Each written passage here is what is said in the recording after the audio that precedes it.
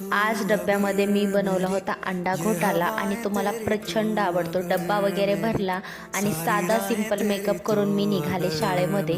मी जेव्हा स्टेशनवरती पोहोचले होते तेव्हा ट्रेन माझी वाट बघत थांबली होती, त्यामुळे नेहमीची जागा पकडली आणि शाळेमध्ये पोहोचले। आज मला घ्यायला विराज आला होता आणि त्याने सांगितलं की घरी मास्टर शेफ जेवण बनवत आहेत, पण मी घरी जाऊन मास्टर शेफचा प्लॅन कॅन्सल केला आणि बिर्याणी बनवायचं ठरवलं। त्यामुळे त्या रुसून गेल्या आणि त्यानंतर लगेच दुसऱ्या मास्टर शेफ आल्या।